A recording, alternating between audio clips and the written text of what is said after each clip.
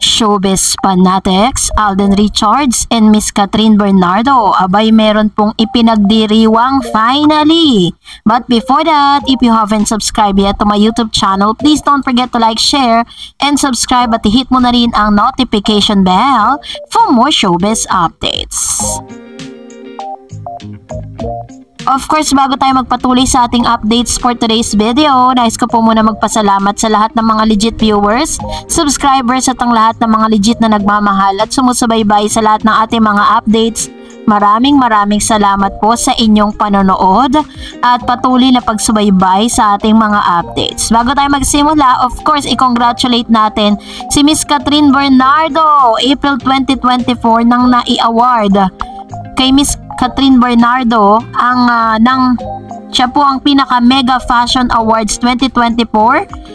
Siya po ang tinaguri ang the best mega cover nitong April nung kinover niya po yung isa sa mga famous na magazine sa Pilipinas, ang Mega Magazine na inisyo nung April 2024. And kasabay naman yan, i-congratulate din natin si Alden Richards sapagkat siya po ay nagwagi for winning the Box Office King Award. Biruin ninyo yan, magkasunod po silang binigyan ng award this year 2024. Aside dun sa mga awards na natanggap po nila, talagang nag-uumapaw ang lahat ng mga blessing na meron po ang Catherine at Alden Richards sa kabila ng napakarami na mga bumabatikos at nambabash po kay Alden at kay Miss Catherine. Pero isa sa pinakamagandang balita nga na natanggap po ng Catden dahil ilang oras pa lang or mag-iisang araw pa lang nang ilabas po na pwede na pong magkaroon ng reservation pagdating po sa ticket. Nagkaroon po ng selebrasyon ang ABS-CBN at ang GMA as well as ng Catden na team dahil 2 buwan pa lang bago ipalabas sa mga sinihan ay nagsimula na nga ang ticket selling para sa inaabangang pelikulang pinagbibidahan ni Catherine Bernardo at Alden Richards, ang Hello Love Again. Nitong Biyernes lang, September 13 ay nag-announce na po ang SM Cinema at Ayala Mall Cinema na pwede nang bumili ng tickets para sa inaabangang comeback movie ng Catden Love Team. Available agad ang regular screening ng nasabing pelikula sa 73 na sinihan ng SM Cinema at sa 4 na sinihan naman ng Ayala Mall Cinemas. Ganito katindi, kahit wala pang ang nailalabas na trailer at hindi pa inaanunsyo ng mga bida nito, ang advance ticket na ibinenta ay naubos agad ng ilang oras pagkatapos simula ng ticket selling. Sabi nga ng ilang mga netizen, hindi raw ba excited ng SM Cinemas na magbenta kasi tuwang-tuwa nga di umano mga Catden fans sa mainit na pagtanggap agad ng mga tao sa Hello Love Again at ngayon pa lang nga raw ay nararamdaman ng paghataw nito sa takilya at hindi na nga raw malabo na ito ang maging bagong #1 Filipino movie of all time. Matatandaan ang prequel or sequel nito na Hello Love Goodbye na pinalabas sa mga sinihan noong November 2019 ay dating #1 all-time Filipino movie na namalita naman ng pelikulang ni Ding Dong Dantes at Marian Rivera na Rewind nito lang December 2023. Sa Hello Love Again ay pinagpapatuloy ang love story ni Joy at Ethan na mga karakter ni Catherine at Alden sa bansang Canada. Nakatakda ang mga itong ipalabas sa mga sinihan this coming November 13 ngayong taon. So dahil po sa mga balitang ito ay nanahimik ang ilan sa mga bashers po ng Catden. Meron po kasi mga nagsasabi na hindi pa man na ipapalabas yung movie, sinasabi nilang hindi na raw kikita dahil hindi raw susuportahan ng isang fandom na dating sinasabi nila at kiniklaim nila na kaya daw nag-1 ang Hello Love Goodbye dahil po sinuportahan daw ito ng isang fandom. So hindi ko na po babanggitin yun na. So ganun po yung mga sinasabi ng ilang mga bashers ng Catden. Pero this time talaga namang nasupal pala mga bashers na nahimik sila sa isang tabi dahil pinakita lang po ng Catden na hindi pa man po, biruin po ninyo this really a great blessing at sana nga makita natin yung selebrasyon ni Catherine at ni Alden Richards. Meron man lang silang paayuda para sa mga manonood kasi napaka-imposible na talagang hindi sila magse-celebrate for that. Ngayon pa lang parang early celebration para sa tagumpay ng Hello Love Again. Biruin ninyo, Ang dami na po mga nagpa-black screening, lahat po ng mga movie na in-out po ng lahat, 73 cinemas, almost sold out na po. Ang problema ko, hindi pa po ako nakakapagpa-reserve. Naubos na. Saan pa kaya ako manonood? Yun po yung aking problema ngayon. Kasi may nag-chat po sa akin, nag-message sa akin sa Facebook na nakapag-pa-reserve na sila ng 15 katao doon po sa SM North, kung saan na doon din po gaganapin yung premiere night ng nasabing movie, at nandoon po ang Paul Carson family at ang Bernardo family. Sana nga matirahan ako. Hindi pa ako nakakapagpa-reserve. So anyways, congratulations in advance, Katden, and all the Katden fans na napakasipag at napaka-supportive dito po kay Katrin at Alden Richards. So ito na ang tagumpay ng HLA at ng Katden. Ngayon pa lang kinocongratulate ko ng lahat ng mga Katden fans. And for that, narito naman ang ilan sa mga komento at reaction po ninyo patungkol naman sa ating latest update.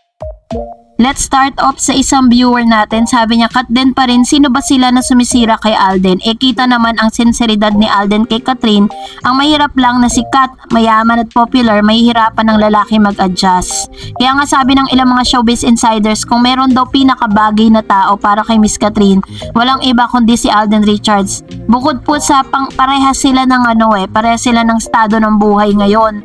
Dahil they are really considered as a billionaire, sa dami po ng mga product endorsements, sa dami ng mga kanilang project together, tas may mga projects pa sila alone, 'di ba, sa kanila. Kaya talagang masasabi mong they are really bagay. Sabi ni Ma'am si Elvira Lim, ako nga nang makita ko ang nanghalikan ni Alden si Sanya, sa inis ko. Bakit kung kailangan ilalabas ang movie ni Alden at Kat, sila ba yang ipakita ang halikan nila ni Sanya? Actually, that's really part of the story. And sabi ko nga sa inyo that as an Alden or as an Katden fans, kailangan mas malawak yung understanding po natin. Kasi may possibility po talaga na ipapartner sila sa ibang mga actors and actresses, at mas makakakita pa tayo ng mas mga iba pang mga senaryo na katulad niyan. Sabi ni Miss Herminia Mangilan, magkaibigan naman si Joshua ni Katrin, okay naman sila magka-lab team sa trabaho tulad ni Alden. Pwede naman sila ni Sanya dahil sa trabaho lang naman niya. Importante magkatrabaho lang naman sila. Alam ko si Joshua mahal niya si Katrin bilang isang kaibigan. Ganun lang naman si Katrin Kasi si Alden ibang-iba sila sa network. Di maiwasan iba ang collab team nila.